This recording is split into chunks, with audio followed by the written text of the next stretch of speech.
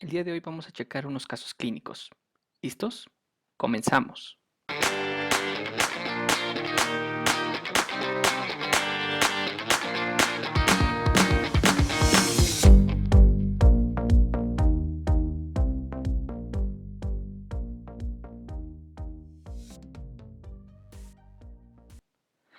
Empecemos con los casos clínicos. Paciente masculino de 20 años de edad, el cual es traído por los padres por presentar dolor en región de rodilla derecha de un mes de evolución. El paciente atribuye su sintomatología posterior a un golpe recibido en un partido de fútbol. Además, refiere en ocasiones presentar aumento de la temperatura no cuantificable. Signos vitales: 180, frecuencia cardíaca de 80, respiratoria de 15, temperatura de 37.3, y a la exploración física usted nota un aumento en el volumen en la rodilla izquierda, sin presencia de cambios en la coloración en la piel. Usted sospecha de sarcoma de Ewing. ¿Cuál es el hallazgo radiológico más frecuente? Opción A: imagen en sol naciente. Opción B: imagen especulada. Opción C: imagen en capa de cebolla. Opción D: imagen en vidrio esmerilado. Si ustedes notan, así más o menos van a venir los casos clínicos en el que ustedes les van a ya proporcionar el diagnóstico y les van a hacer una pregunta en base al tema. Siguiente pregunta: ¿cuál es el hallazgo radiológico más frecuente en el osteosarcoma? A: imagen en sol naciente. B: imagen especulada. C: imagen en capa de cebolla. D: imagen en vidrio esmerilado. La siguiente pregunta es: ¿cuál es la translocación más frecuente en el sarcoma de Ewing? A: translocación 922. B: translocación 1122. C: translocación 921. D: translocación 814. Y sí, así es el tipo de preguntas que suele haber en el ENARM.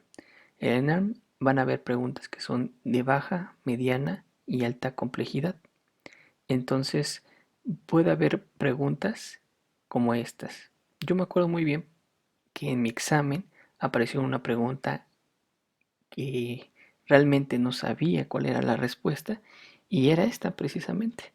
Hasta que después de que terminé el examen, pues puse a buscar y encontré la respuesta. Es, yo sé que es poco probable que ustedes a lo mejor tengan en la mente estudiar las translocaciones. Es una pregunta rara, ¿sale? Cuando se presentan este tipo de preguntas, si no la contestan, ustedes no se preocupen, en el momento lo pueden dejar y seguir a la siguiente pregunta. Como les decía anteriormente, hay veces que la siguiente pregunta te da la respuesta, o en ocasiones no la es así y simplemente lo que hay que seguir es seguir contestando y al final regresar. ¿Sale? Bueno, ¿ya tienes tus respuestas? Bueno, ¿cuál es el tumor óseo benigno más frecuente? A: osteomastoide. B: osteosarcoma. C: osteocondroma. D: quiste óseo aneurismático. Muy bien, ahora vamos a pasar a las respuestas. Analicemos el caso clínico. La respuesta correcta que nos hacían en la pregunta es la C: imagen en capa de cebolla. Es el hallazgo radiológico más frecuente cuando sospechamos en un sarcoma de Ewing. En el caso clínico hay unos datos importantes. Uno es la edad del paciente, que es una edad joven. Se puede presentar este tumor en una edad promedio entre los 10 y 30 años de edad. Más frecuentemente son en huesos largos. Por ejemplo, aquí nos dicen en región de rodilla. ¿Sale? El tiempo de evolución, si notamos, es una evolución prolongada. Hay aumento, refiere de la temperatura que no es cuantificable. Entonces tenemos datos ya sistémicos. Refiere sobre todo lo que es el aumento en el volumen en la rodilla izquierda y de un mes de evolución, pero no hay cambios de coloración en la piel. ¿Sale? Entonces, podemos desglosar aquí un poco la el caso clínico, en dado caso de que nos preguntasen cuál sería el diagnóstico probable. A lo mejor nos podríamos confundir un poco con el osteosarcoma, porque también se presenta en edades también tempranas, sobre todo en la adolescencia y o en los extremos de la vida, como lo es la vejez. Antes de pasar a las respuestas, recuerda suscribirte al canal y dejar tu like. Comparte el video para que más personas podamos compartir el conocimiento. Y te recomiendo que al final te quedes del video para ver si eres capaz de pasar la prueba. La siguiente pregunta era: ¿cuál es el hallazgo radiológico del osteosarcoma? Pues es la imagen en sol naciente. A veces nos podemos confundir en el aspecto de que tenemos estas dos preguntas relacionadas: sarcoma de Ewing y el osteosarcoma.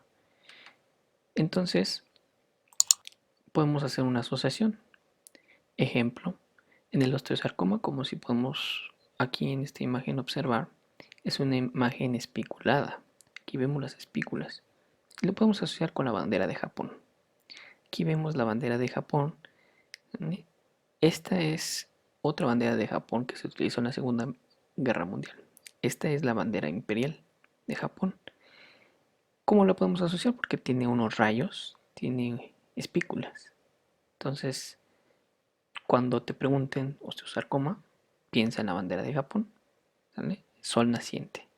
También se le conoce así a Japón, no, la tierra del sol naciente. El sarcoma de Ewing. El sarcoma de Ewing, su característica es imagen en capas de cebolla. Y bueno, esto se debe a que es una reacción perióstica. ¿Cómo lo podemos asociar para podernos acordar?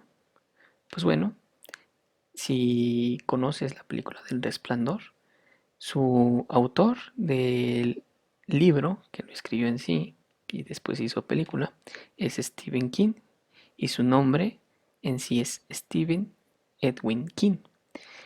Entonces, piensa en Stephen King, Edwin, si es una película y incluso a una apología en Los Simpsons de esa película del Resplandor, y que es capa de cebolla, una cebolla. Entonces, puedes asociarlo, como vemos aquí en esta imagen, cómo está ocurriendo la reacción perióstica en capa. Entonces, es una manera que se te puede facilitar para poder diferenciarlas, asociándola a cosas que son cotidianas.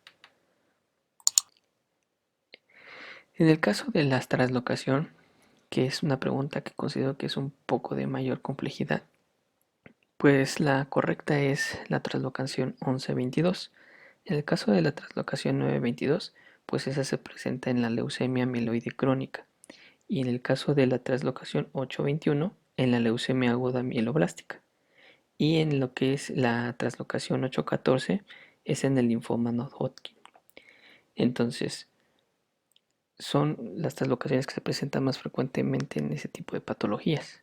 En este caso, Edwin es la 1122.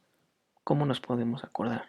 Pues bueno, una manera es, recuerda que Edwin, Stephen King, ¿sale? Su translocación es 1122. 11, Torres Gemelas, 11 de septiembre, ¿sale? Cuando las derribaron. Y el doble de 22, ¿cuánto es? Perdón, el doble de 11, ¿cuánto es? 22. Bueno, lo que es el tumor benigno más frecuente, pues de todos, es el osteocondroma. Y aquí, pues hay tres que son benignos y uno que es maligno. Entonces también podemos hacer el análisis de las preguntas por descarte. Siguiente caso clínico. Paciente femenina de 67 años de edad, la cual es llevada con usted por presentar caída de una banqueta, golpeándose en el dorso de la mano derecha. Signos vitales: 130-90, frecuencia cardíaca de 70, respiratoria de 10, temperatura de 37.8. Exploración física: presenta deformidad en mano derecha en forma de pala de jardinero, aumento de volumen y crepitación a la palpación, pulsos presentes y llenado capilar en 2 segundos. Con respecto al caso clínico, ¿qué tipo de fractura presenta la paciente? Y bueno, aquí tenemos lo que es la radiografía de la paciente. Vamos a simular que esta es su radiografía. En el anual te van a poner una imagen de poca resolución. Tú le vas a poner clic y se va a ampliar y se va a despixelar muy feo. Entonces realmente son imágenes de muy poca calidad. Lo he entendido que lo he ido mejorando un poco, pero realmente es muy deficiente ese aspecto. Ya te darás cuenta. Siguiente pregunta, ¿cuál es la característica radiológica de la fractura de Coles? A. Fragmento distal se desplaza hacia volar, deformidad en pala de jardinero. B. Fractura de radio distal con desplazamiento radial y dorsal en forma de dorso de tenedor. C. Fractura de diáfisis cubital asociada a luxación radiocubital proximal. D. Fractura de diáfisis radial asociada a la articulación radiocubital distal. Muy bien. ¿Ya tienes tus respuestas? Bueno, analicemos el caso. La respuesta correcta es, en el caso de la fractura, es la fractura de Smith, ¿sale? Es el tipo de fractura que está presentando esta paciente. ¿Y cómo lo podemos analizar en el caso clínico? Bueno, es una paciente, no es tan característico porque se puede presentar en cualquier etapa de la vida, pero es una paciente que tenemos que es de edad avanzada y tiene riesgo de caída. Bueno, aparte, el mecanismo de trauma es de que se cae de su propia altura y se golpea en la banqueta con el dorso de la mano derecha. Presenta pues datos de fractura. ¿Cuáles son? Que hay deformidad, que hay aumento de volumen, que hay crepitación y dolor. Ahora, lo característico es que nos dice forma de pala de jardinero. Ahorita más adelante vamos a analizar eso. La siguiente pregunta, la respuesta correcta es la A. Fragmento distal se desplaza hacia volar, deformidad en pala de jardinero. Muy bien. ¿Y cómo podemos diferenciar entre entonces fractura de Smith y fractura de Coles? Pues bueno, la fractura de Coles, como podemos observar aquí, hay una deformidad que es hacia el dorso de la mano, que se va el fragmento fracturario y con una inclinación radial. El mecanismo de trauma va a ser que se golpee o sufra el trauma en lo que es la región plantar o talón de la mano. La imagen es en tenedor, deformidad en dorso de tenedor, y aquí vemos el dorso de lo que es el tenedor. Y aquí vemos más o menos, si comparáramos esta imagen con esta del tenedor, lo podemos asociar. Ahora, ¿cómo yo puedo diferenciar? ¿Por qué pongo aquí una pistola? Pues esta es una col. Entonces puedes hacer la asociación de fractura de Coles, Colt o Colplay. Colplay, deformidad en dorso de tenedor. Y así te puedes acordar un poco de lo que es la fractura de Coles, qué tipo de deformidad presenta. Y diferenciarla de la fractura de Smith. Que la fractura de Smith, pues lo que pasa es que el fragmento distal se desplaza hacia volar en forma de pala de jardinero. Y esa deformidad, pues, es de esta manera. En pala de jardinero se desplaza hacia la región palmar.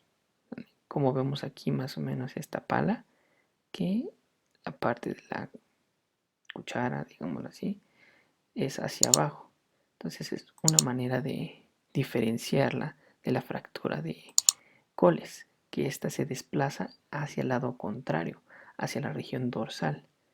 Y como, bueno, aquí el mecanismo de trauma, pues es un golpe que presenten en el dorso de la mano. ¿Cómo lo pueden asociar? Pues pala de jardinero, Smith, Will Smith. Entonces es una asociación. Entonces tú cuando tengan durante tu examen veas que hay unas preguntas que a lo mejor te pueden confundir porque te las van a poner juntas precisamente con esa intención primero te preguntan una y después la otra, para que te pongan las dos respuestas en las dos preguntas, pues lo puedes asociar de esta manera para poder diferenciar ciertas patologías. El siguiente caso clínico nos dice: usted, estando en su internado en Oaxaca, recibe en sala de expulsión recién nacida femenino de 37 semanas de gestación por Capurro. A la exploración física percibe un chasquido y resalte sobre el reborde de la cabeza acetabular posterior. Usted sospecha en displasia de la cadera en desarrollo. ¿En qué consiste la maniobra de Barlow? A. Pulgar del explorador en cara medial del muslo, dedos índice y medio en su cara lateral, realizando abducción progresiva con presión anterior en la cadera y rodilla a 90 grados. B. Cadera y rodilla en flexión a 90 grados con desplazamiento anterior de la rodilla. C. Flexión de la cadera y rodilla con presión suprapúbica constante. D. Cadera y rodilla en flexión y aproximación. Dedo pulgar sobre la extremidad proximal del fémur desplazado en sentido posterior. Y bueno, pues otra pregunta del ENAR que venía en el mío. Y pues sí, no te van a preguntar cuáles son las maniobras que se utilizan en el displasia de cadera en desarrollo. No, no te van a preguntar eso de para que respondas maniobra de Barlow, no, o Ortolani. Te pueden preguntar, como en este caso, cómo se realiza la maniobra y a cuál corresponde. Analiza la pregunta. La siguiente nos dice: el paciente recién nacido que usted atendió es llevado con usted a los 2 meses de edad para valoración clínica de crecimiento y desarrollo. Los padres refieren no haber seguido las indicaciones médicas. ¿Cuál sería el método de elección para evaluar la displasia congénita de cadera en este paciente? A. Ultrasonido de cadera. B. Radiografía simple de cadera. C. Tomografía con medio de contraste. D. Elastografía. Y bueno, tenemos aquí la respuesta. De la primera, la maniobra de Barlow consiste en que la cadera y rodilla en flexión y aproximación con dedo pulgar sobre la extremidad proximal del fémur desplazando en sentido posterior. Y aquí en el caso clínico lo que podemos destacar es que es una paciente femenina. Entonces es más frecuente en el grupo femenino lo que es la displasia de la cadera en desarrollo. El otro es que percibimos a la exploración un chasquido y un resalte del reborde acetabular. Y bueno, en el caso para diferenciarlo con la maniobra de Ortolani, pues vemos que Ortolani es la respuesta A, el pulgar en explorador en la cara medial. Ahorita más adelante les voy a enseñar más o menos cómo pueden asociarlo para poderlo distinguir uno de otro. En la respuesta de la siguiente pregunta era la correcta ultrasonido de cadera. Y es que aquí en la pregunta nos dice que nos lo llevan a los 2 meses ya de edad. ¿Y cuál es el método de elección en este paciente? Pues bueno, antes de los 3 meses de edad, el método de elección para evaluar la displasia congénita de cadera es el ultrasonido. Después de los 3 meses es la radiografía de cadera. Entonces, debes de ser muy cuidadoso en cuanto a qué edad te están preguntando del paciente. Porque a lo mejor te lo pueden poner de 4 meses, 3 meses o 6 meses y ya el método pues va a cambiar. Entonces debes de ser muy cuidadoso en ese aspecto y tenerlo a consideración. ¿Cómo podemos diferenciar entonces en cuanto a las maniobras, cómo se realiza cada una?